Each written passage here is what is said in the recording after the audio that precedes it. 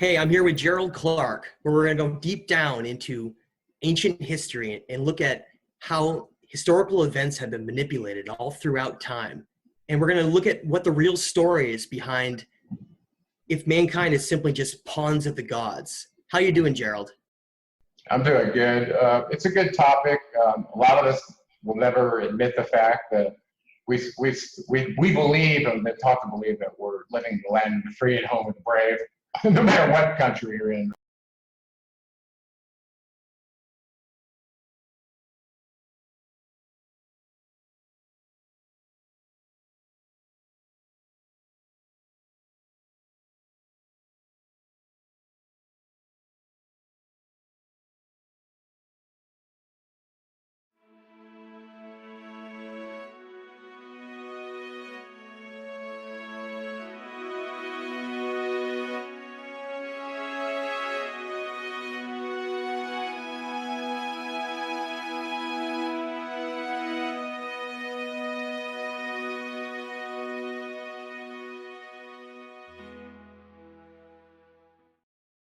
Hey, I'm here with Gerald Clark, where we're going to go deep down into ancient history and look at how historical events have been manipulated all throughout time.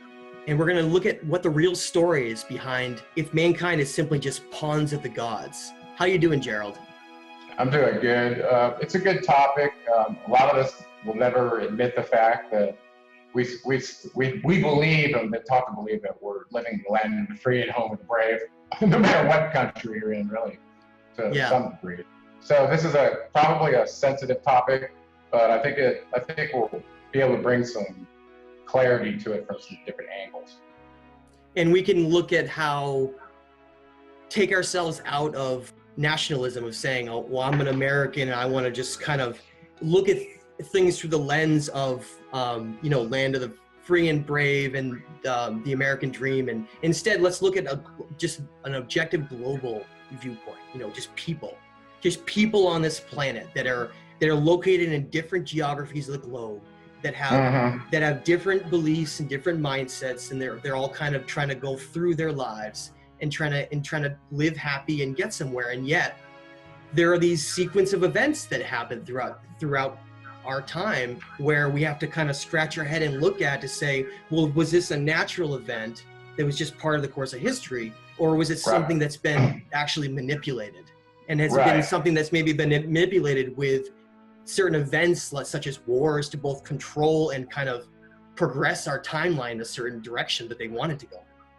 Right. I think a lot of people that are paying attention realize that some people have predicted a third world war long in the past, and I know we're going to get to that. So you had a quote from one of the Rothschild kids that kind of sums it up based on who's making and controlling the money.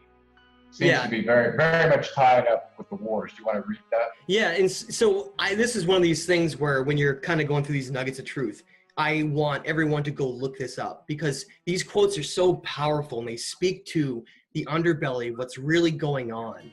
What's really going on in history, kind of in the shadows, that you can call it, because these things that happen in the shadows are not always known by the majority of the public, and they're kind of only known by this certain small group of people who most of them are considered crazy and called, conspiracy nuts and all these various things. When it's funny, I've seen just these funny pictures and stuff that go around where people have the image where it says, someday those who are considered, the crazies and the conspiracy people are actually going to be, people will be shocked to learn that they've been kind of the ones that have been telling the truth all along. The very ones in society that we've kind of cast out as being crazy. Oh, they're talking about UFOs and all this stuff in space. That person's insane. Well, they're really someone who's actually trying to expose something that we've been so dumbed down to what actually the possibilities of what's actually out there, that anything that speaks to this kind of incredible truth that exists in our reality is viewed as simply kind of a joke or is laughed upon. And well, that's nothing new though, Matt, because all through history, anybody who's ahead of their time that could potentially upset the slave system with knowledge is basically marginalized. And most dissidents or revolutionaries, you realize they die in very dire circumstances, usually in poverty, and they're intentionally marginalized and made incapable of being a participant in society by the powers that be that they felt were attacking them. And so that shouldn't be a surprise to you. It's amazing how, it's amazing and sad at the same time when you think about that. All throughout history, these brave men and women who have stood up to say, I saw the stars move in the sky and I saw all these various things, and then they get burned and stoned to death and killed by the church because they're saying something that goes against this predetermined version of what reality is. And when people look at that and think that that sounds crazy, all they have to do is listen to like the quotes that I'm about to read. And when you think about where this quote comes from, I want to strongly point out that these upper echelons of our society who have managed to pin themselves or position themselves to where they can control every sector and every part of our society have been the ones who have been wanting to hunt down this history and give us this predetermined version of reality. And in these events that are manipulated from large-scale wars, this quote right now says it very well. And the quote is from Meyer Amschel Rothschild's wife. And that was the mother of all the sons who branched out to all the different banking sectors of Europe especially. And she said, as she was about to die, right, she's on her deathbed and she doesn't really care anymore about, what she should and shouldn't say. So she speaks the truth right before she passes away. And she says, if my sons did not want wars, there would be none.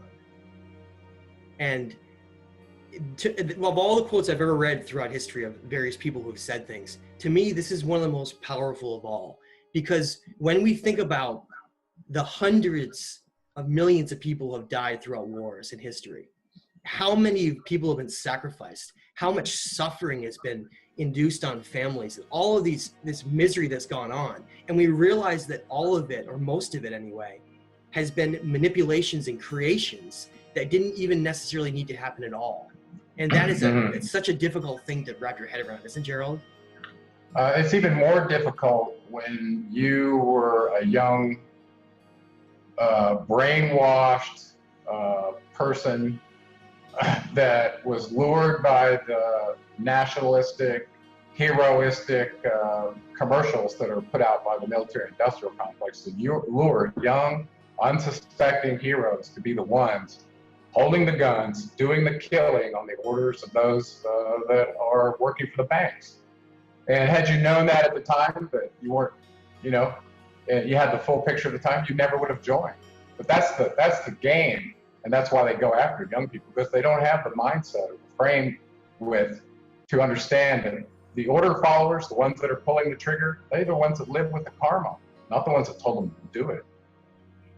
That's right. It's such a sad thing to realize. And I think that very fact, Gerald, the whole aspect of things like created terrorist events or wars that cause such misery, when people are confronted with truth that goes against what they've been made to believe about this kind of really strange hero world that we live in the United States, where we're somehow like this great hero to the world and we save everybody and go around and hand out food and water and we're just this wonderful place, when in reality we're just this bloated advanced Roman Empire that simply steals the wealth and the riches of the rest of the world that are less fortunate, and kind of keeps them in constant turmoil, so that we kind of prop up this petrodollar that isn't even real. And so they have a word for that, the military-industrial complex that FDR and Wilson warned us about. Yeah, exactly. They have a word for that. It's called U.S. hegemony. That means if anybody looks to be like they could give the bully a problem on the playfield, then cut their legs off from under them now before they get there. That's been the policy for a very long time, since World War II. It's such a brutal thing too, and it stifles all of those who want to speak out, because you think about that, you don't have a way to say, look, what's going on. Countries could get away with whatever they wanted to. Yeah, well, let's go to Yemen right now. One of the poorest countries on the planet, being plundered, decimated. One of the worst humanitarian crises on the planet right now is in Yemen, perpetuated by Saudi Arabia, using U.S. weapons. And by the way, after all that's going on, the U.S. does what? Goes over and sells Saudi Arabia 60 billion plus more of new weapons, while they've been perpetuating genocide right on the outside of their border. Yeah. So the idea that the U.S. is going to be great again, and it's going to be this moral force that's going to be the world's police, that is such a lie. That is such a lie. I mean, that's the bully running around clubbing people over the head, taking their money, going, I'm here to make sure that you live a moral and decent life. Yeah. Just don't do what I do. Yeah, and so that bully run by the eagle is kind of just using kind of a manipulation of people to make them kind of believe that, the United States is this great place, whereas people who live outside the United States, and you travel around it, many of them are so disgusted at what's going on here that it's a complete reversal of the lens of perception. It's not even... Yeah. Well, in a world where might makes right, and you're expecting any kind of justice as a moral being, you're going to find out very quickly that what you've been told isn't true. So I think there's a lot of people already at that place with us right now. Yeah. So I don't, so I think we can go forward from that. And but basically, having said that, Gerald, we have to also bring up the fact that the reason we talk so adamantly about what the United States is really doing to the rest of the world, it's because we know what it was supposed to be. We know what it was founded on by the founding fathers and what they wanted it to be. And so when I speak about it the way it is, I not only speak about it because it's truth and it's what's really happening, but also because it's a place that has the potential to have that freedom that is trying to be stamped out by so many of those that are warmongers. And so by having people within the United States like me who can wake up to this truth, we can help take down this big Roman Empire that's controlling the rest of the world. Maybe, but I have to ask you, and I've been thinking about this, do you realize that the United States has been violating its Constitution and Congress has not been printing the money since 1913? So where have been all the heroes since then to go, okay, no, we need a nationwide bank, not one that's owned by an organization that wants to enslave us and treat us as a debt symbol, as part of the old Roman era. Let's just be clear. That organization does lead back to Rome very significantly.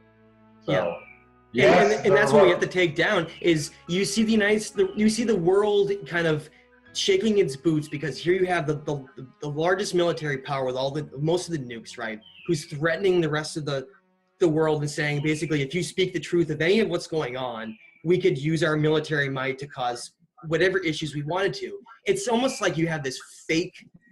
This bully who has no money, right?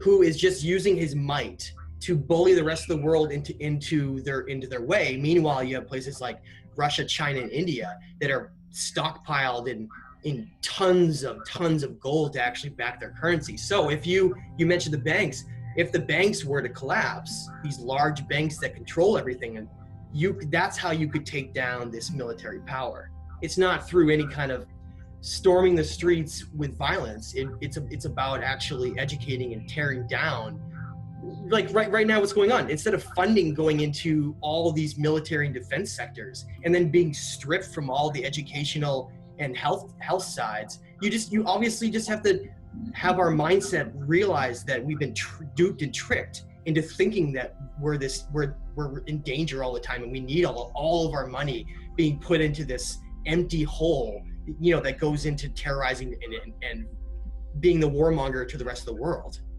Well, first of all, I want to just say this policy, whoever decided, of hegemony, that you have to be the bully and go cut people's legs out before they ever have a chance at sovereignty or anything like that. Yeah.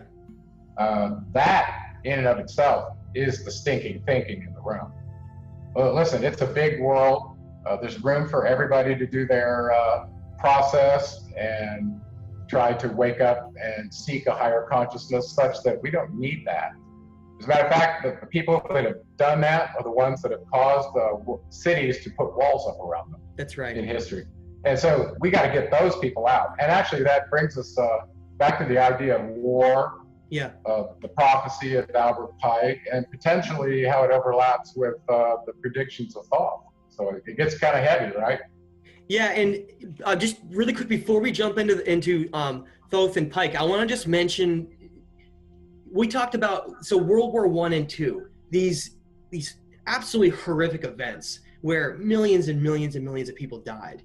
And if when we look at when a lot of these really important documents were being found, and a lot of these cuneiform writings and these ancient scripts and writings on whatever is actually being able to survive these old times, things like the Nagamani Library, which Nag is simply a translation of snake. So you're talking about snake writings, right?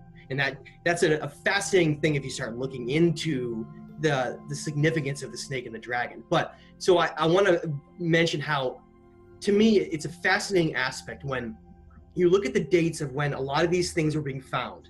These big discoveries made in Egypt, made in Iraq, and all these places. These things are being found that can directly question and go against the model of history, and all of a sudden you get these massive world wars right when these things are all being found, to completely take the attention away. And I want to point out that attention that was taken away from those major events was never brought back. The Iraqi Museum lost over 11,000 artifacts in 2003 when and it wasn't just, I mean, it was the locals that sacked the place. It was others, artifact bandits, but it was also state sponsors, and you know what I'm talking about. Yes. But they actually said that the majority of those artifacts, in an article that I had, went to London and New York. And because of that, they used Interpol, and they recovered over 4,000 of those artifacts, and the museum's open again today. So that's a slightly positive thing. Yeah, that means there's still 7,000 pieces missing. And can you imagine how much we've actually lost that we don't even know of? I mean, we look at things like, a really important thing I look at is something like how Nibiru, this planet X, is not mentioned in more places. And I really think the answer to that is because the things that we get are simply just cherry-picked remains of whatever's managed to, either get to our hands by accident or maybe on purpose. I got a couple of books just to reference real quick that go way back before even Sitchin. Okay. Yeah. One of them is the Chaldean account of Genesis by George Smith. His documents inside, not only does he talk about finding the dictionaries and everything, this is in 1870. Okay, they didn't have a translation problem like everybody's trying to make it out to be. They had a problem finding tablets that were complete, and also they were in different dialects that got borrowed significantly. So they used those different dialects to assemble full documents. So the idea that maybe we didn't have all these phonemes right in 1870, such that we left an I out of the word Nibiru, that's possible. But now they're all being digitized. Okay, so that as long as you look at the dictionary of all the symbols is correct, you're not going to have a mistake unless the CCD image of the tablet doesn't digitize well enough where you can get the resolution. Then you gotta have some manual intercession, right? Well, it's very interesting you mentioned that then, because it leads right into what we're about to talk about, because here we are again at this time when we can actually really put these things together with this agreement from people that are working directly with it, and then they can put it online, and then people can then take these translations and do it themselves to verify. So we're having this point in time when all of these forbidden writings and all these forbidden tablets are coming to light, and the truth of what really happened is emerging. And what occurs when that happens historically, you get a major war. So you can kind of destabilize the whole thing, and that leads to the Thoth prophecy and Pike prophecy, right, Gerald? Right. Hey, one other book I want to mention just real quick before we jump into that. Another book that came to my attention while I was working with Capricorn Radio that's very, very good. This was in the 50s, I believe. It was called Hamlet's Mill. It was written by Giorgio Santayana and Herschel somebody. But that book uses the original text and actually had a version of the Enuma Elish that did not have Marduk calling himself look at that. Nibiru. Yeah. They call it Nibiru directly. So there have been there's been an intentional cover-up also of the word Nibiru for a very long time. And that's a very important thing that people need to understand. You can directly read that in the Enuma Elish, where you can see that Marduk has then decided to take on the name and symbology of what Nibiru is. So you read that it's Marduk causing all of these things, right? And you think to yourself, well, either I can connect the dots and say that Marduk is simply just him taking the name of Nibiru, or I can think to myself, it's just the gods playing these stupid games in the stars. And that's well, there's another little piece with him, and I wasn't going to throw this in, but I will. Do you remember the editor for the Veterans Today? I'm trying to remember his name. He wrote 2 articles a couple of years ago discussing Marduk in Africa. And if you realize that what was going on with the gold in Africa, you had the Viking Mining Corporation that bought all the old ancient Sumerian gold mines that were down in South Africa. And then later on, you see there's an Australian mining company called Anglo-American Mining Corporation and Viking.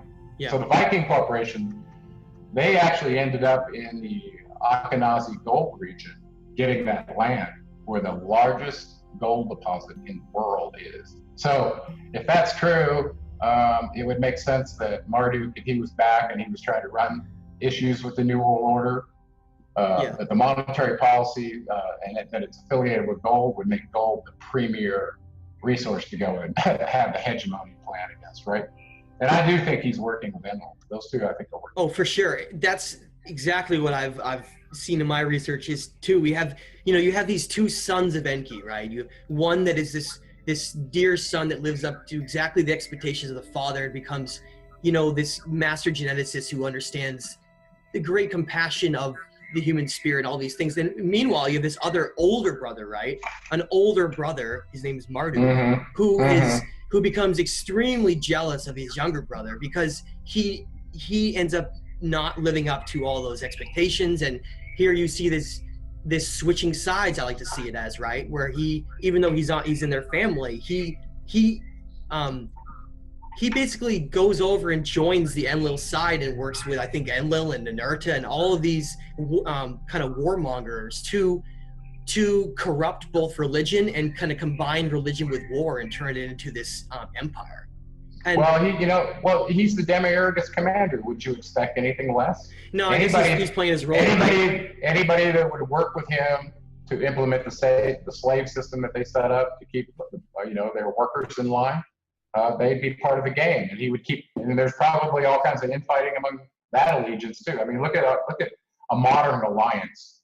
Okay, first, we better not go down to the Syria route, but think of a group of countries getting together, and they think they're working to a common goal. Well, one of them all of a sudden goes, "No, I don't really like that. I'm out." Right? Yeah. So the alliance is shaky. Well, not all alliances are rock solid among the Anunnaki either. No. So. And when you get the psychosis that's involved with them, right? Both sides of our experience, from both the most evil to the most beautiful. When you get that kind of psychosis experience where they get this intense rivalry. I mean, we have people have sisters and brothers where they have 10, 15 years of maybe going back and forth where they're getting each other's faces and they're fighting all the time. How about some of these beings that can live more than 1,000,000 years? Just imagine a rivalry. I know. Imagine the tactics and techniques that you pick up over a long period of time. And, well, we've got a revolt over here. How do we suppress it? Well, we've seen that before. Boom. You see what I'm saying? It's just manipulation. It's just this massive, completely, the most highly intelligent manipulation we could imagine, where they have to think several steps ahead every time when they make a decision to see how it might have an outcome on the timeline. Everything that's done is precise. Well, that's a chess game, right? So the best way to play chess is to be able to go several moves in advance. Well, the way to do that these days that I think our 3-letter agencies are trying to mimic what they do is to use a neural network where you can feed it all kinds of input, social media, the public switch telephone network, all that traffic. Give it all kinds of databases, right? And imagine that the outcome of these neural networks is a predictive function and a pattern recognition function. Exactly. So if you know what the pattern is you're looking for, you give it to the input and see, does it match? Or if you go, okay, here's all the inputs, And suppose I put the pattern in of people not taking the imposition of the government all the way down to breaking up the families through family law and CPS and all the things they do. They finally go, no, we're not taking that anymore. We're going to learn about common law and throw all of you out, right? Yeah. Suppose they do that and they put that into practice. Oh, looks like there might be a revolt over here in these red states. We're going to have to deploy some forces over there and make sure that doesn't happen. Run an operation like Jade Helm 15. Make sure we can, see which ones are having intent to not go along and get along. Exactly. Those are the ones need to be on the. And this, the idea that that's going on in the United States, this is worse than what it went on in the Third Reich. I know, but it's being done in a colluded way where we don't realize what we're doing. Yeah, it's called progressivism. You progressively turn up the heat on the water. That's right. With the frog inside, so the frog boils inside. Right. Yeah, exactly. Well, listen, people are starting to boil now, and when they realize what's coming with World War III and Pike Prophecy and Albert Pike's prophecy, we should discuss that because I think absolutely. Yeah, why don't you do a lead into that? Because I know how you feel about the topics of war. Okay. Always seeking light, but this is real, and I don't think it's. It goes to one of the Emerald Tablets talking about cause and effect. When you sow seeds of destruction, eventually they're going to come to fruition. That's right. And there's not much you can do about it, especially when it's been done on the scale that we've done it. And the scale, I want to bring up one thing on the scale before I bring up this prophecy. We look at these events that transpire. And the most famous of these that I want to bring up is something like 9/11, where we have these towers with this massive event that occurs where people become traumatized because you have one of the largest cities in the world that gets to experience that. But what I want to point out to people is that so many have woken up because of that event, because they try to put the pieces together and it hasn't made sense. You look at places like the Pentagon and there's this tiny hole in the wall where it's impossible that a plane could hit it with the grass that's right in front of it that hasn't even been touched, and it's this little tiny hole that's the same size as like a cruise missile.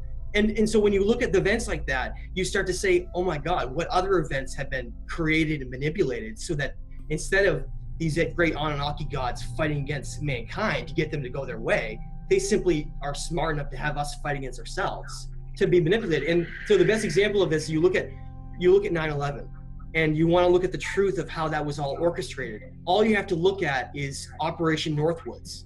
I want to strongly encourage everybody to go on their computer and search for Operation Northwoods. And you basically can find the entire event where they were going to stage a terrorist attack where they hijack planes and then crash into buildings. That entire thing is in there. Just for the record, since about 2012, I had no doubt in my mind that the complete thing was a fabrication. I've seen demolition of buildings before, if their plan A didn't go well. I mean, that's ridiculous to think that people would buy that. Anyway, the problem is, suddenly you got millions of people who realize their government is lying to them. Well, this probably happens every generation. They figure out these events, right? Think of several other false flag events that led to war. Okay, so then you have to ask yourself, well, is practically every event is that's right. That's the big question, right? And the reality is, I would say 95% of them are. That's right. Mm-hmm. That's absolutely right, because when it comes down to it, the deepest aspect of human nature does not want war unless they're driven to it through these very clever means of pitting us against one another. I mean, if you have two families that are living their lives in peace and everything's happy, and let's just say they happen to live in the Middle East, right? And one of these families, they're best friends with the family next to them, and let's say that both families happen to be out, the parents are working, and the kids are all playing, and those kids get blown up in this horrible drone strike and get killed. You've taken now parents that are people that are living a completely normal life that want just to be fine, and you've now made them hate with the deepest hatred they could possibly have towards the United States, to the fact that they would do something they never would have done in a million years in their lives. Like, yeah, well, remember when I told you about the old order followers that are being told to pull the trigger on those drones? They're now stepping up saying no more. And when they do, what happens? Their bank accounts get frozen, they get marginalized, and you haven't heard a word from them, have you? And that's how they just have someone else in the seat, because how many more are waiting to fill their place, right? Exactly. That's the problem. Is that we are at a place where our free will is so easily subjected to a skewed perception that we're just fodder, ready to be picked to go to the next mission. You know, go watch the movie Jason and the Argonauts again, where Zeus is manipulating Pelias to go overthrow a kingdom. Right. Well, he commits a murder personally against a woman priestess, and he goes, "Well, I thought I was supposed to do that," and he's told by Hera, "No, that was your will." Yeah. So it's like once you lure them into the deep water where killing a stranger with a weapon that was given to you is okay because somebody told you to. Listen, pretty much anything is within bounds, right? That's right. And so this leads into, if all these truths are coming out right now, and there's this great stampede to hide it with, these forces like Al-Qaeda, then the Taliban, and then now ISIS, these funded terrorist groups who go and meticulously destroy all these artifacts. Let's just objectively, before we get into the prophecy here, let's objectively look for a minute. If you had a group who was basing themselves off of, okay, we're a terrorist group. We're going to cause terror to make a lot of money by, maybe going through and stealing a lot of things from the areas, and then just kind of being this kind of gang, like an armed gang, right? What reason would they possibly have? What reason would these terrorist groups possibly have to massively organize, stampede across places in the middle of the desert, middle of nowhere, go to these archaeological sites and destroy them? What prognosis does that have anything to do with causing terror or making money or any of these aspects of the mentality of if it was real, like we're being told it's real? Yeah, I wanted to respond to that, and I think the one you're referring to in particular is Palmyra. Yeah, exactly. And this one is very, very telling in showing. Remember, we were talking about this alliance between Enlil and Marduk. Yes. Well, Palmyra was Marduk's area. Okay. And that area was in Enlil's region, and they were fighting. Okay, go read Wars of Gods and Men again, and you'll see. And it's even mentioned as the kings of the east versus the west in the Bible. Well, Marduk and Enlil's clan, Abram, were involved in that war. Okay, so in Palmyra, that arch that belongs to Bel Marduk was a very significant place because it symbolized the presence of that very high-level Anunnaki god, Marduk, okay? And he was the chief deity of Babylon, not far away. Well, so in the sending of, now let's talk about ISIS. First of all, to smear against the Ninmah in a big way. Her Egyptian name was ISIS. So what forces would be smearing her? It would be someone who didn't want that, to be that side. Whoever's being held accountable for the barbaristic primitive workers that are populating the planet, 7 billion of them, well, she would be the one responsible, along with her half-brother Enki and Thoth. Those three would be viewed as the source of the problem by someone who's a commander here to get gold, had some augmented workers made for them genetically, and then all of a sudden they're out of control. Okay, in his perspective. Okay, so smearing the name of ISIS, the Egyptian name of ISIS, forever, right? Well, the other problem with that is when you follow that thread back to the Mission Control Center, it leads back to Jerusalem, and we know Enlil was the god of Israel. Okay, so let's take it a little bit further. So why would the god of Israel have an issue with his half sister ISIS? Okay, and how would it show up? Well, all of a sudden you get something called the Israeli State Intelligence Service, which stands for ISIS, and they're the ones. Isn't that interesting? It's always connected. Right? that are running a very complex neural network, have a greater Israel plan to take everything over from the Nile over to the Euphrates. And so the idea that the U.S. is being used as Israel's proxy agent, its military, to go do all these dastardly things. That ought to make the order followers cringe even more, because that's what's really going on.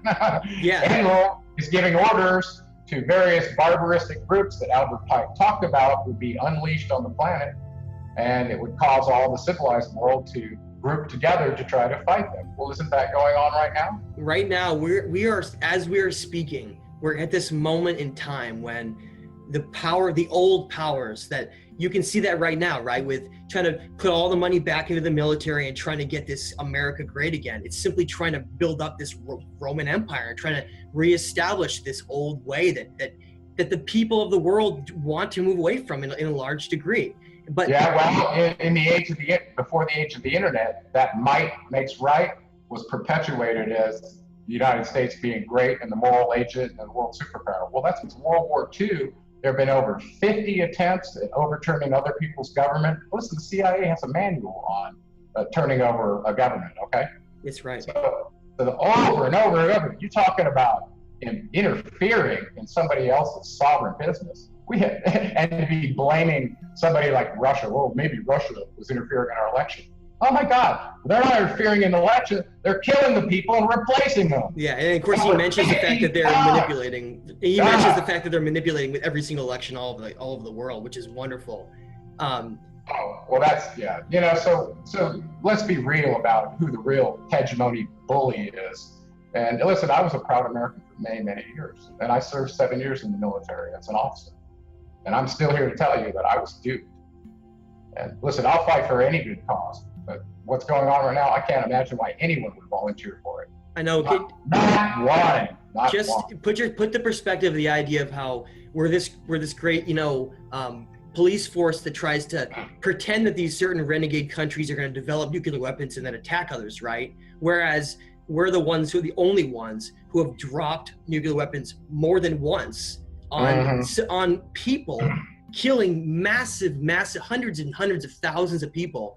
And innocent civilians. Listen, Hiroshima and Nagasaki were those weren't soldiers. We're not talking about attacking just these military bunkers. We're talking about just regular Japanese people who are then bombed with nuclear weapons. So we have to look at the real story of what's going on in the world.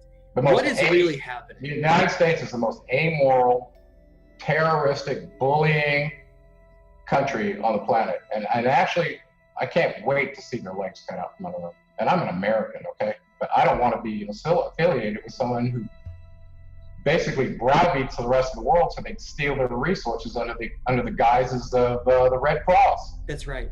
A situation like Iraq is just such a perfect example to bring up. It's just that you get a thing where you get 9/11 and you get the idea that there's weapons of mass destruction, and the people say gung-ho, go in and attack those countries that have all these bad people, when in reality Saddam Hussein was trying to create his own gold-backed currency. You have all these museums with artifacts and these Stargate portals found in different desert areas, and it's like you have this entire other side of the real reasons of what's happening that's kind of in the shadows, and it's being smokescreened with all these other kind of nationalistic properties. And so right.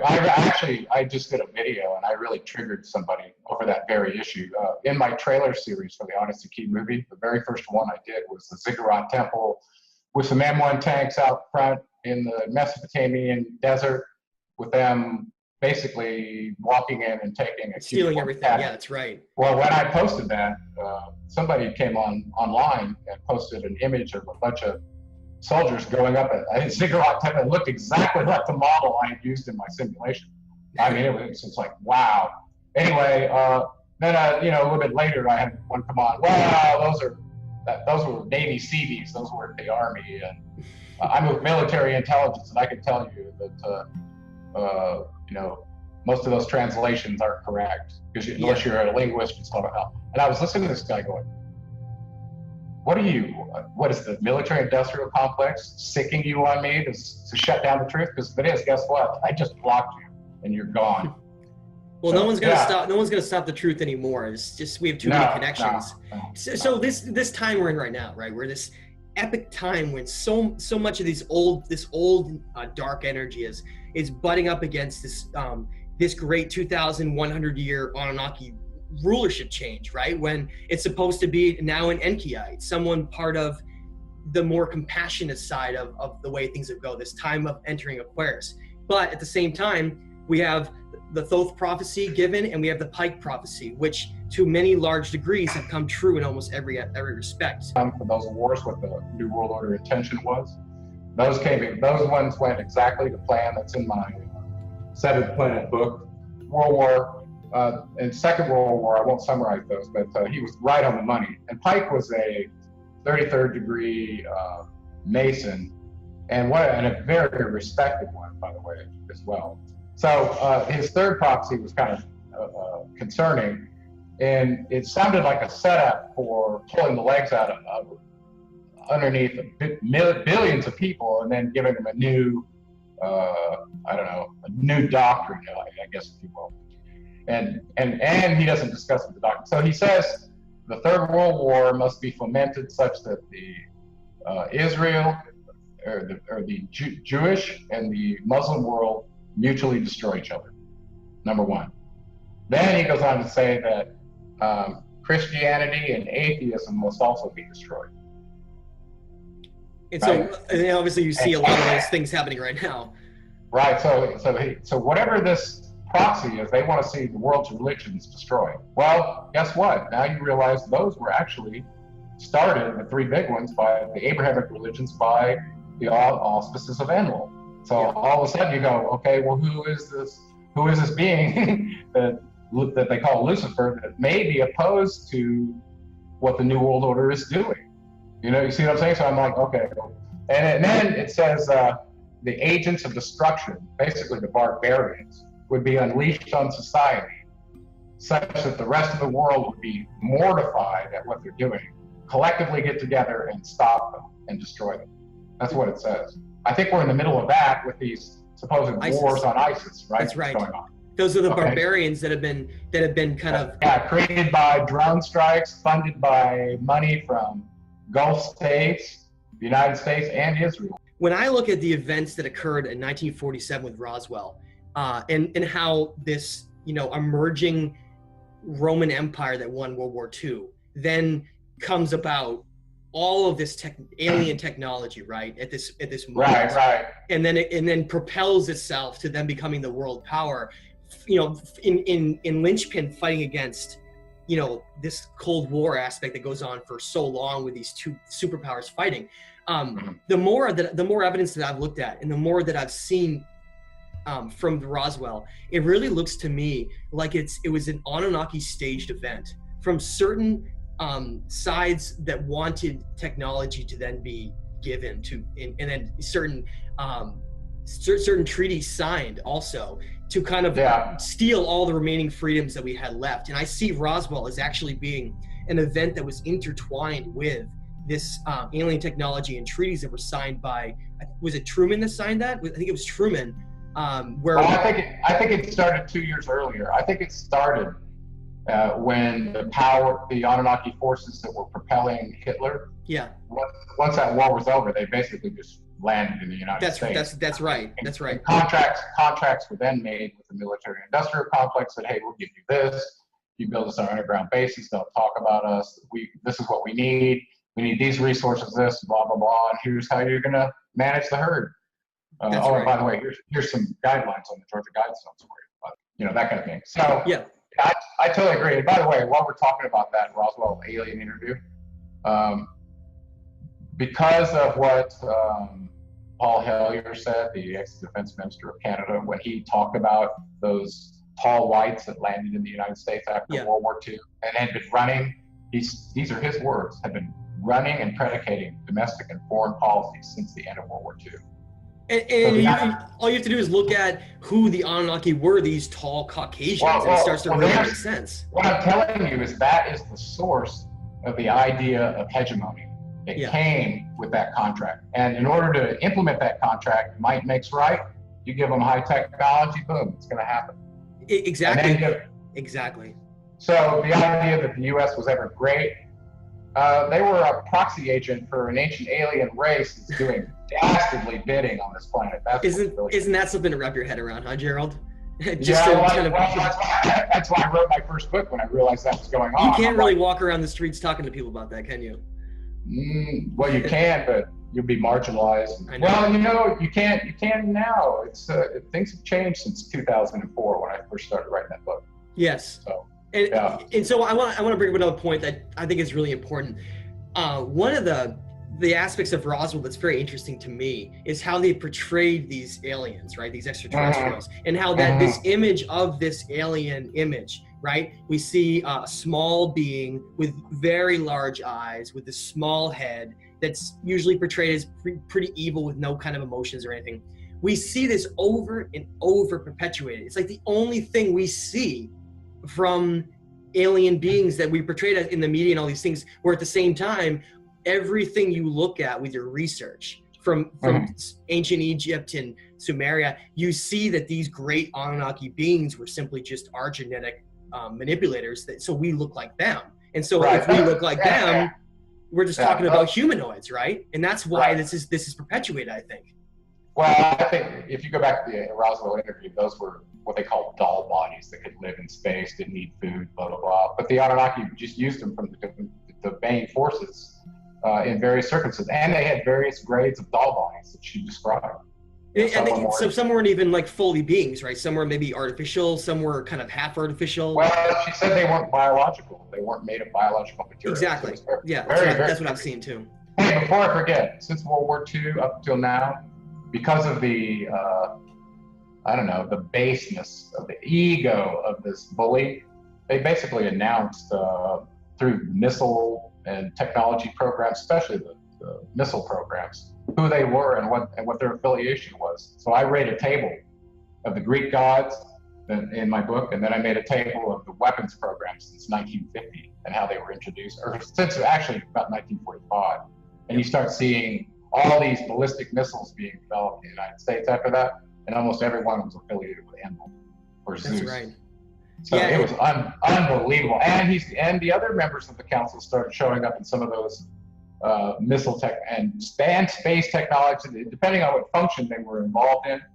It was depending on which one showed up in the name and with their names. I thought that was very telling that this entire Anunnaki family, their names are showing up as the names of missiles and space program that's going on. It's like SpaceX, the very idea that this private space company is out there searching the cosmos, and it happens to be named after Nibiru, the crossing, X.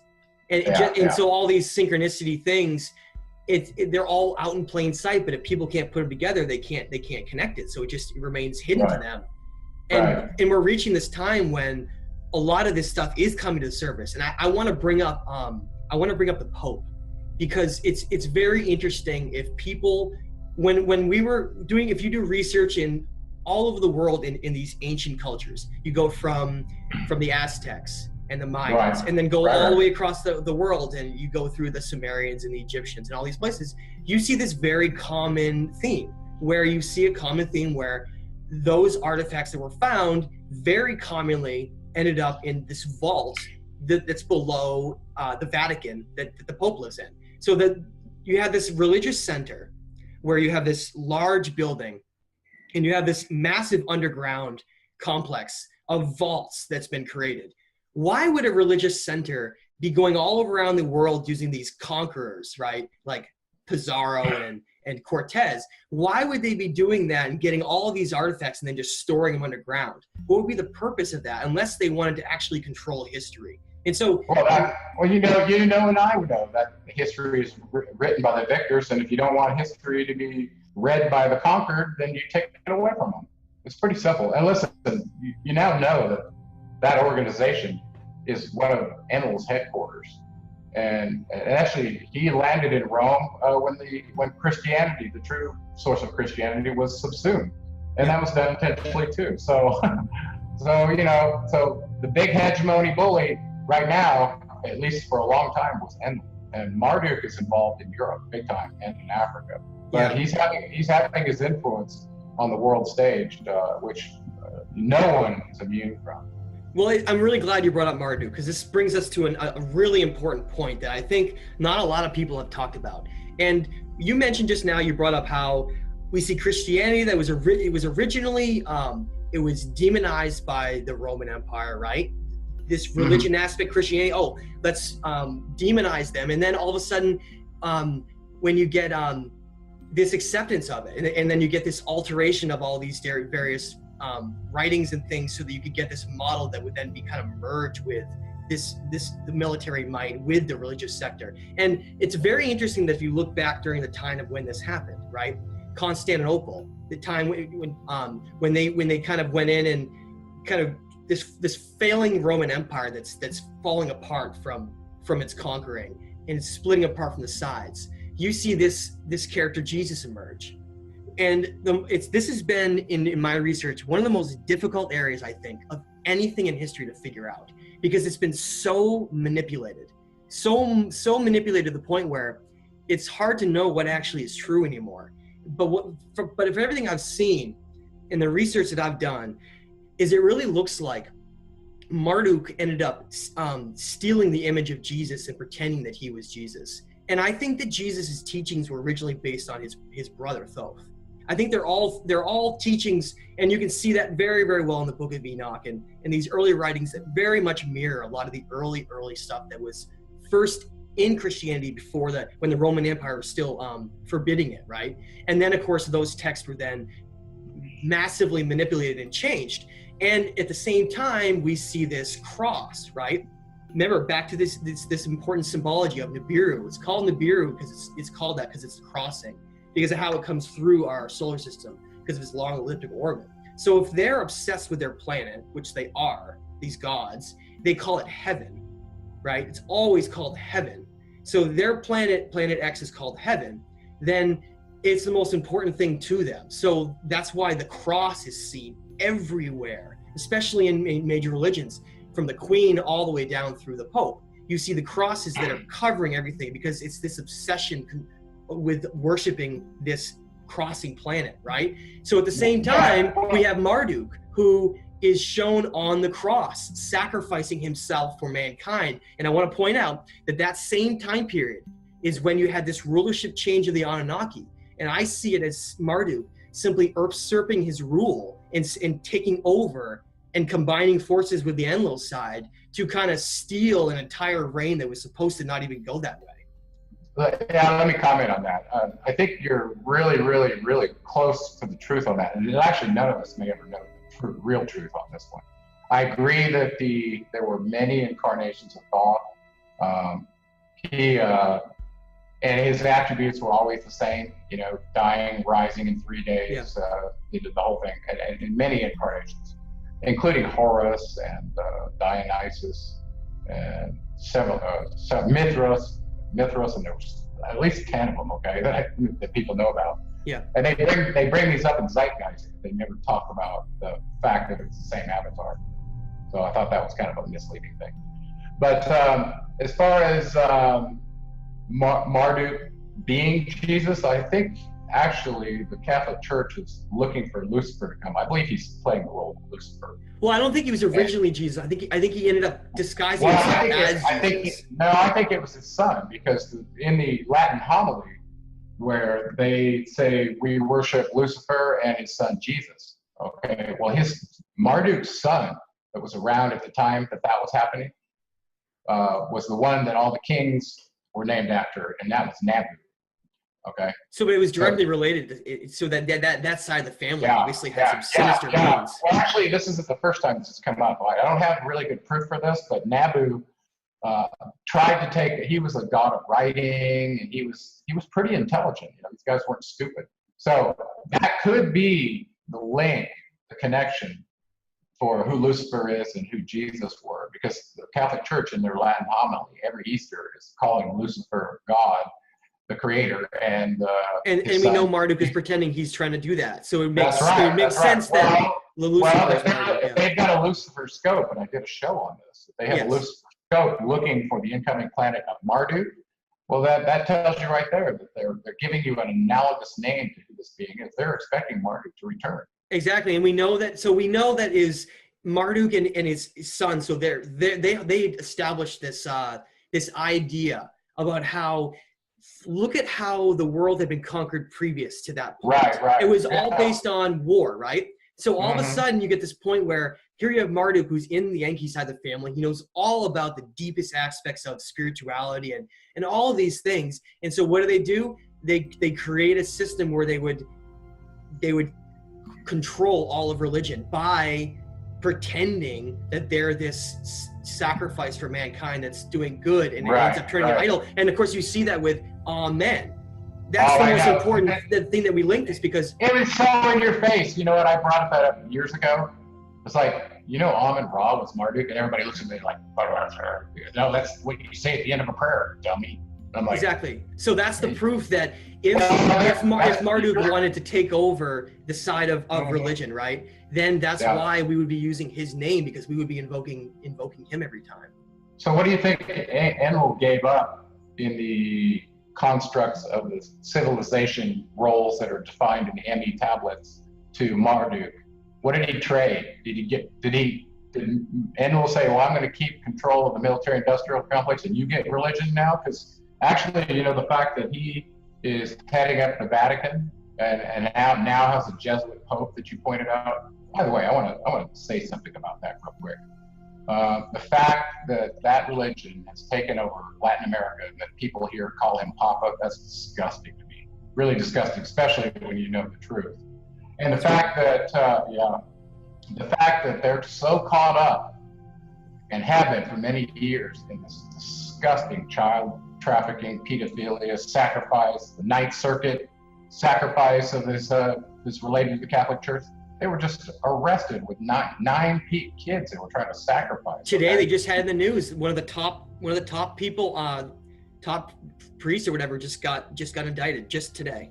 Well, this has been going on for a long time, but what I want to make the connection for you is, it's no coincidence that the agents of Enlil, running around in their red scarlet robes pretending to be religious, are the very ones that the lower dimensional beings that Marduk brought through and Enlil are occupying. So exactly, and that's the connection that's important. It's very, very, very, very important. This is in Emerald Tablet number 9, where it talks about those lower dimensional beings be brought into this dimension, occupying bodies wherever the rites and blood are present. And I'm telling you, every mass that's conducted is an invitation to those beings to occupy everybody that's there. And all you have to do, that's how it is. If you want to see where these archonic forces have kind of taken over and kind of parasitically controlled those places, those countries, all you have to look is at what kind of really sinister things occur at the upper levels, right? When you see this pedophilia and you see this constant war, and you see this, these are traits that we get directly from these very, very dark beings who kind of leave this trail all around the world when they kind of try to manipulate those minds that aren't strong enough to propel them back, like Hitler, right? So these minds are able to then be conduits to do horrible violence upon the planet, because we have to remember, some of these beings, these lower dimensional beings and higher dimensional beings, they're not in our third dimensional plane of existence. They simply playing with us, right? We're like the name of the show is called Mankind, Pawns of the Gods. So Gerald, talk about our pawns. Well, before I do that, I want to give you something here. This ought to put a fork in it so people know that the idea of the movie They Live is not a joke. Okay, people here say this, they go, oh, those guys are crazy. Listen to this. And this is from Emerald Tablets, page 246 of my book. Far in the past, before Atlantis existed, men there were who delved into darkness, using dark magic, calling up beings from the great deep below us. That's the lower dimensions, by the way. There's 14 of them. Exactly. Forth came they into this cycle. That means probably this time period. That time period, yeah. Yeah, because our time is actually hard to find. Time is not really right. This is ancient Atlantis. It could be anywhere from 80,000 to 12,000 years ago. It's probably 80,000 years ago. Formless were they, of another vibration, existing unseen by the children of Earthmen. You can't see them with your limited, skewed perception eyes. You only see 400 to 700 nanometers. Extremely limited. Only through blood could they have being formed. Only through man could they live in this world. In ages past, they were conquered by masters, driven below to the place whence they came. But some there were who remained, hidden in spaces and plains unknown to man. Lived they in Atlantis as shadows, but at times they appeared among men. Aye, when the blood was offered, for they came to dwell among men. In the form of man, they amongst us. In other words, they looked like men, but only to sight were they as men. In other words, it's an illusion what they're projecting to your mind. And by the way, the Lacerda files talk about that in detail. We can bring that up too. Serpent-headed when the glamour was lifted. In other words, when the illusion they were projecting into your mind mentally was lifted, then you could see them for what they were. But appearing to man as men among men. You can't tell by looking at them without some censor. Crept they into the councils, taking forms were like unto men. Slaying their arts, the chiefs of high kingdoms, taking their forms and ruling over man. Okay? So I'm not going to read any more of that, but I want you to realize what he's talking about is very real. And the penultimate source of that infiltration of bodies to do the dark bidding happens at the Vatican, like it or not. And so when we look at that blood sacrifice, right, we follow these cultures throughout history that were started based on celebrating the stars and celebrating the world around them. And then they became drawn into this blood sacrifice warring side. You see it countless times all over the world in these civilizations. And at the same time, look into the darker side of places like Bohemian Grove in California in the Redwoods, where all of these past presidents like Bush and all of these men have attended, where they do these mock blood sacrifice events. And it's so scary when you realize that these things we're talking about are real.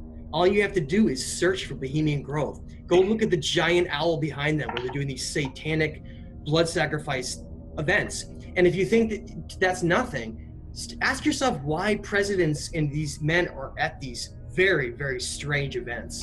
Well, let me ask you this. If they knew up front that they were going to trade their soul, because by the way, when these beings occupy you from a lower dimension, they take away your Ba, sun, soul energy. That's right. It's gone. You're gone. You're done. That's why they look so old. You had. It's like saying, I agreed to be occupied. It's not my will anymore. Whatever you put in me, great. Well, listen, that's an order follower. That's somebody who's been brainwashed into accepting somebody else's will imposed on them, right? So do you think any of those politicians or world leaders would willingly go to a statue of Moloch? By the way, we know who that is now. Yeah. Moloch was another name for Marduk.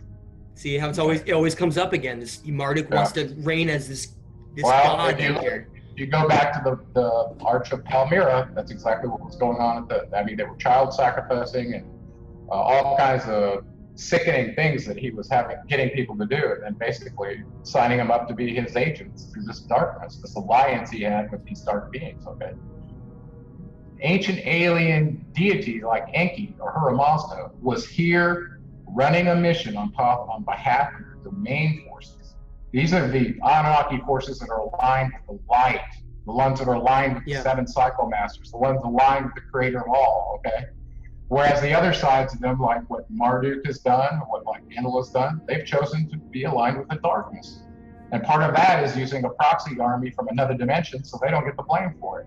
Well, what better way to bring them in, have them occupy the human slave bodies we created, and away we go. And one of those attributes is disgusting. It has to do with partaking of probably adrenaline and some other hormones in human blood that enable these lower dimensional beings to live in human bodies. That's why the blood part is so important. Exactly. They actually consume it.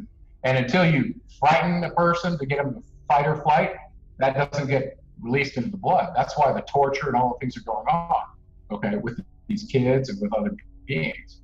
They want that hormone in the blood. They want the blood a certain way, exactly. And part of that is they are sexually perverse. So look at the fruits of their spirit. You can see that what's going on with Pizzagate, the pedophile crap, all the politicians who went to Bohemian Grove, allowed themselves to be occupied by these lower dimensional beings. Thoth clearly points it out. He said they'd be back. Well, guess what? They live and they're back and they have bodies and they're doing dastardly things. And until we recognize that and put our glasses on and go, okay, there's one right over there, and stop it. It's not going to stop.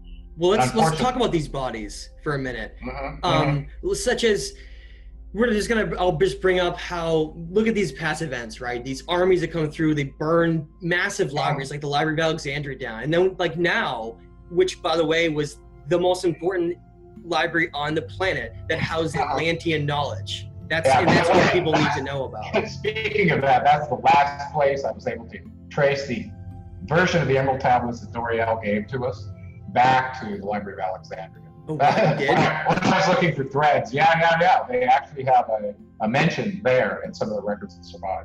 That's amazing. So everyone needs to hear that. So remember, the Emerald Tablets are mentioned all the way back. Doriel mentions as far back as the Library of Alexandria. And so, there was a single copy of a summary of some of the principles that showed up in Europe in 1670 that everybody thought, oh, that's the whole thing. Well, no, it was never the whole thing. Yeah.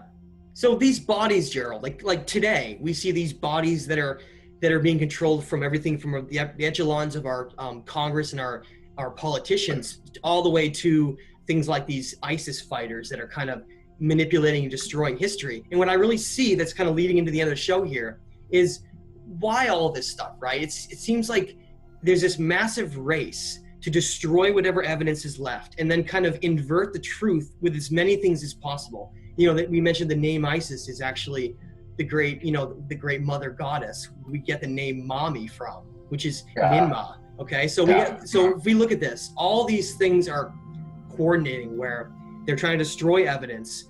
They're trying to create this god Marduk who is pretending to be possibly Jesus as a new savior, right? To leading to what? Leading up to what? What is coming up for us in the future? Are we seeing, and I think that all of this is leading up to, if you compare the fact that Planet X is supposed to be passing through at this time, and that's normally when you get these great returns, the great returns of these Anunnaki. Because remember, we're just simply, the Earth is simply a colony. They have worlds all over past our solar system. This is a large empire. These are parts of empires that we're just a colony that's now breaking out, that's become unstable. So now we're looking at this time period right now. We have this Jesuit Pope, who's the first Pope to have a large telescope watching the heavens. And we have all of these events occurring where evidence is being destroyed, the truth is being inverted. Is it all leading up to this great return of these gods, the Anunnaki? And if it is that why Marduk is doing what he's doing, to kind of pretend that he's the savior and to kind of make them seem like they're like these attacking aliens, hence all the alien movies we see? It could be. I first of all don't think it's because they're returning. I think it's because they're disclosing. They're going to let you know they're here. They've been here, bro. You know, well, I didn't mean. So, obviously, some are still here. I meant but a lot of them do leave. That's probably partly going on.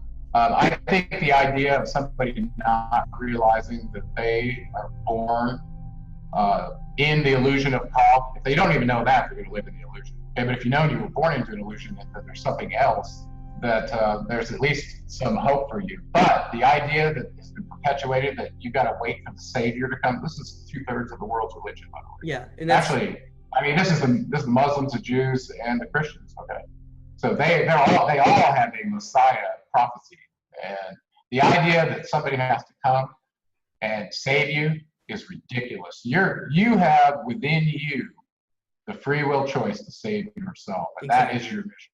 And that's such an important thing to say. And the saving is seeking the light.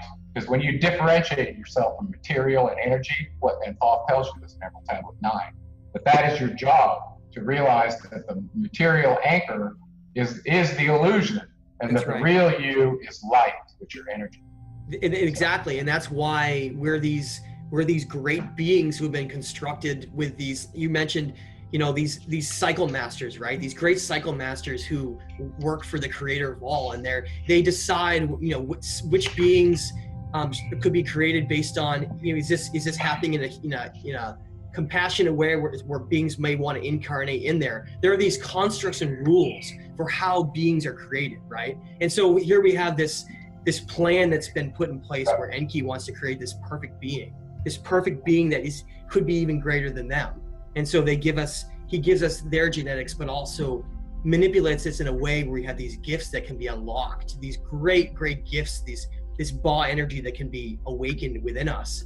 And I see that as the great means for why all of this is happening, to block that knowledge of who we really are, so that we can't ever see the light, seek the light, right? So we won't take that step towards. Well, even then, and then to take it a step further, there's this whole psyop going on. And for somebody who's never had an out-of-body experience, maybe they would buy into this. They're being told that when you see the light, avoid it, because if you go to it, that's how you get caught up in the reincarnation. Yeah, trapped. What a bunch of lies, okay? I mean, first of all, you are light. You don't have to seek it. You have to discover that's what you are by differentiating your material from your energy. So it comes down to your energy. If you're paying attention to what makes you energetically feel better and keep doing that, your antenna will come on. You'll get tuned in. And if that means stop drinking water that's got lots of fluoride in it, and stop doing that, okay? And see, but that's up to you to choose to differentiate your energy from your matter, and Thoth clearly points that out. So I wrote down a few references from some stuff to counteract this psyop. And by the way, if you've had an out-of-body experience, you know that you're immortal already. You're already eternal, and that you can live and have consciousness outside your body. That's the reality. You're an intelligent energy form that doesn't need a meat host. Okay? Yeah. That's the reality. And you don't need a savior to make you find that out. What you need is to decide that that's true and do it for yourself. We all have that capacity, and the mind and the will and the creative all is built in us to do that. That's where the yearning to find the truth comes from. It was put in us. That's right. And so it's like these distractions to kind of give us great illusion that's here, so that we can't ever follow the right path to advance ourselves. Well, listen, if you're told you're supposed to wait until the second coming of Jesus before you get to experience the realities of the kingdom of God, you've been completely duped, because the kingdom of heaven, he told you, was within, and it's accessible to you right now. So the idea that you turned over your responsibility for your truth to any religious organization, for that matter, is really a lick on you. You're a group follower, and you're not an individual thinker. That's right. What you're doing. It's right. And I don't mean to be mean, because I've been there and I was one of those. Okay, but that's the truth. We have to become self-empowering to truly advance ourselves. Well, if you had been told when you were 13 years old that you're an eternal energy form, energy is neither created nor destroyed, it only changes state, and that's all you needed to know to find your path and never get lost in the illusion and commit suicide. Well, that ought to be told earlier and earlier, okay? Because the reality is we are immortal, all of us, from an energetic standpoint. And whatever avatar body you take on, that's whatever dimension. And people will they'll no longer fear death, and they'll act completely different in their lives. They'll take chances. They'll take risks. Well, then it's not a game where you try to get as many toys and he who dies with the most wins. All of a sudden you realize every act you have has responsible consequences that go on for eternity. Exactly. You either figure it out now, or you're going to be put in this scenario to figure out later. That's right. Everything you're doing is connecting to something else. It's cause and effect. Right. We have to take control of our actions and realize what they could be doing to our timeline of the people around us. Exactly. Maybe not even in this life, but in the next one. Hey, I want to read you something about seeking the light, to kind of put a fork in this psyop. And these are Thoth's words, and kind of his guidance about not waiting until some event and somebody coming to save you, but here's what he's telling you to do now. Okay, you ready? Yep, go ahead. Look to the light, O my brother. Open, and ye shall receive. Press on through the valley of darkness. Overcome the dweller of night. Keep ever thine eyes on the light plane, and thou shalt be one with the light. Okay? Man is in the process of changing to forms that are not of this world.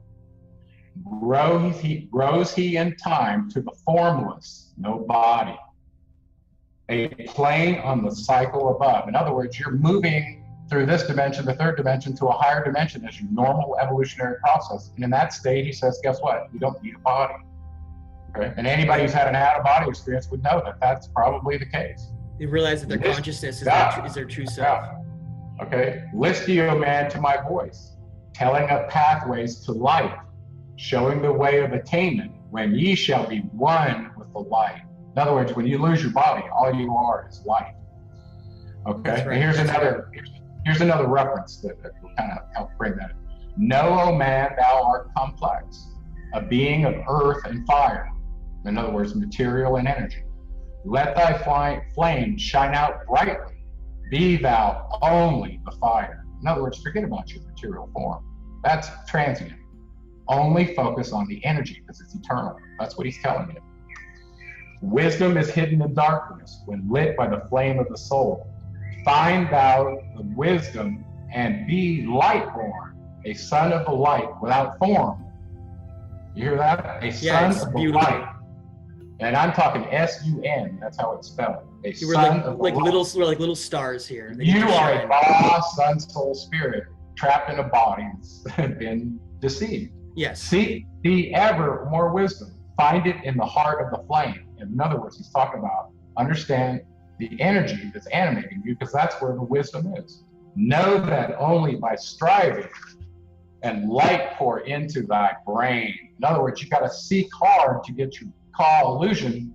In other words, you have to kind of understand modern physics to say, you know, what's the difference between energy and matter, and how do they transfer to one or the other? You got to seek that kind of knowledge to be able to be at that place and let that light pour in your brain. And all of a sudden, when your meat host and your brain computer figures this out, you go, oh. And then all of a sudden you separate yourself and you no longer act the same way. Right. I'm a meat modem.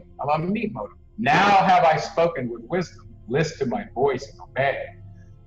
Tear open the veils of darkness. Shine a light on the way. In other words, he's always saying light is what you should be seeking now, on the way. Don't wait until some Messiah comes who's going to be the light bearer, okay? That's a lot. Yeah, Available to you now. Yeah, so the whole idea of Lucifer being light bearer, and at the end of Albert Pike's doctrine, he's saying, once you pull the carpet out from under all their,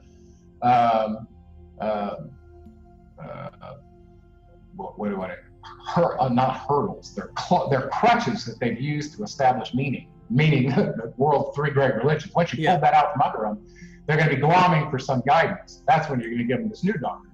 Well, that's no different than what's been done in the past, right? Yeah, exactly. Stabilize people. We conquered your country here. We're Romans. You want to keep your religion? Well, you just have to merge it a little bit with this existing holiday we have. You're good to go. You can keep most of the tenets of what you have.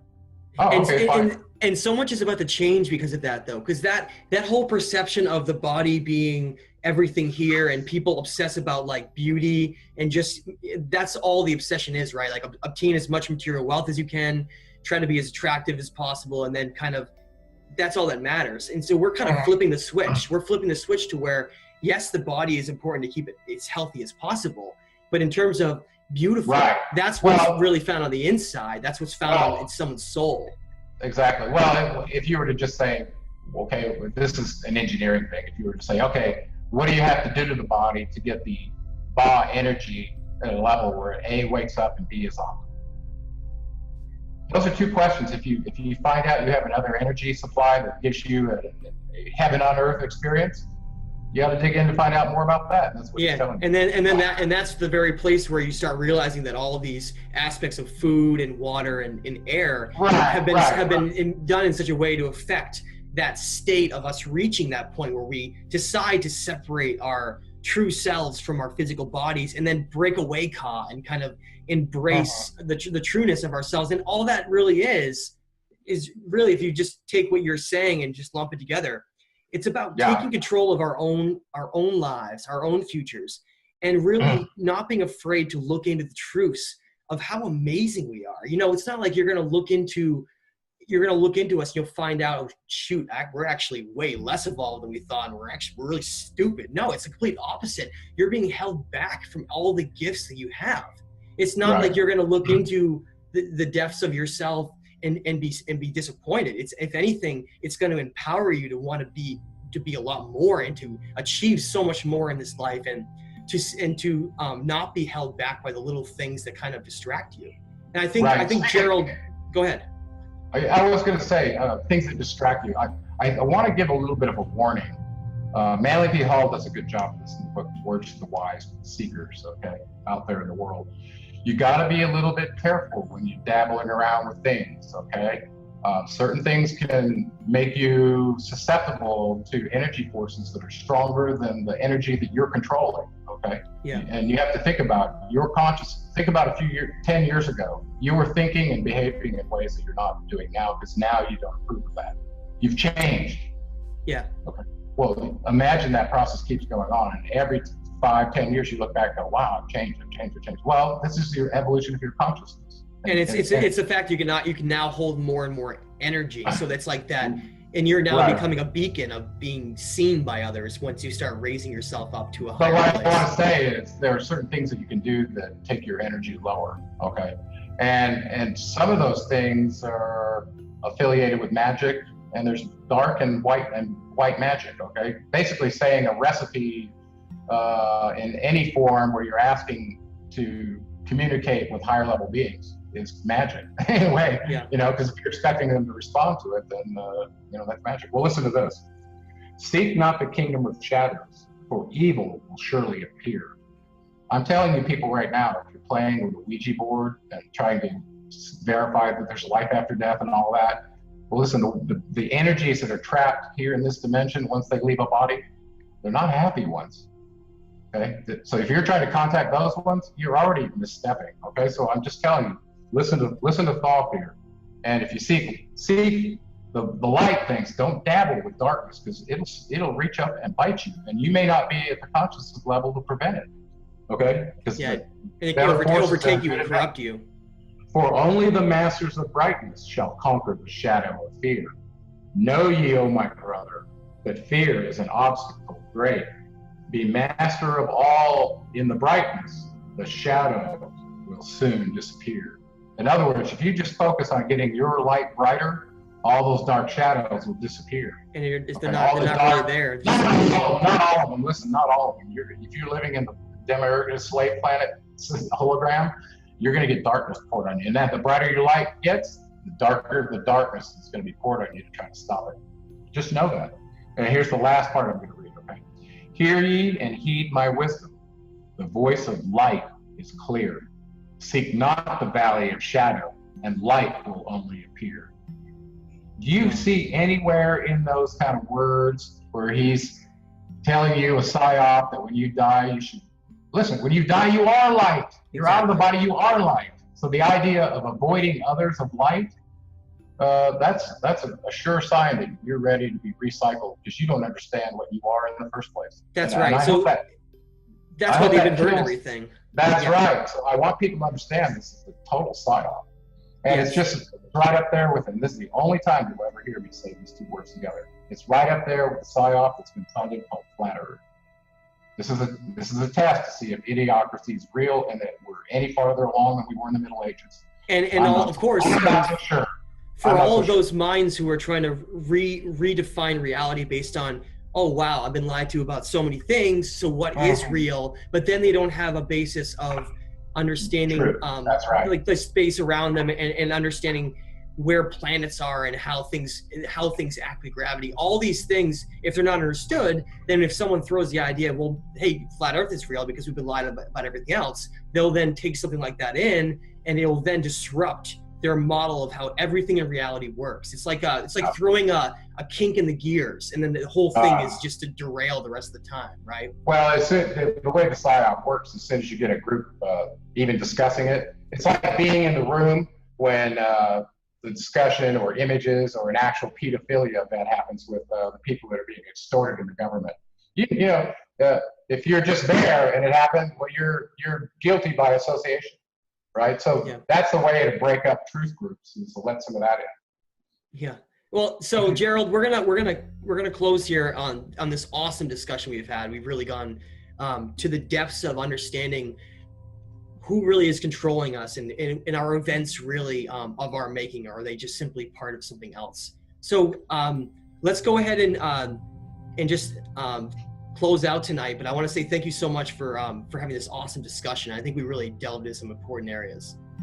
Yeah, it's been really great, Matt. It's been we've both been very busy. I know you've been producing a lot of material, and your editing skills have really gotten terrific since the Anunnaki series. So good job. Well, thank you very much. If anyone wants to see those editing skills, I have a YouTube page that I try to create some pretty interesting content. Gerald has a great page as well. Give him your web page or YouTube page, whatever you want.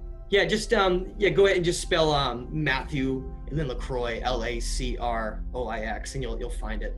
And okay. Gerald has a fantastic YouTube page, and he's written 2 books, Seventh Planet Mercury Rising, as well as the Anunnaki of Nibiru. And I highly recommend you check these out, and don't be afraid to empower yourself to find the truth no matter where it leads, because it will always free you, and it will always lead to a much better place in the end, even if it's a difficult road to take. And it's made to be difficult. We have to understand this road of truth is supposed to be difficult. It's not for everyone. It's for those who are more of a pure intention, have a more pure intention of what they actually want to accomplish. So let's just always self-empower ourselves and just seek the truth no matter where it is. Right. And you can find me at GeraldClark77.com. That's my webpage. And on YouTube, you can just look up Gerald Clark, GeraldClark. And I have links to my webpage to get you there as well. But and I would also like to put a plug in and ask anyone who wants to know and see the truth of humanity's story told to participate with me and support the Odyssey Key GoFundMe page, because this story needs to be told. And Matt actually was involved in helping write the Anunnaki Genesis.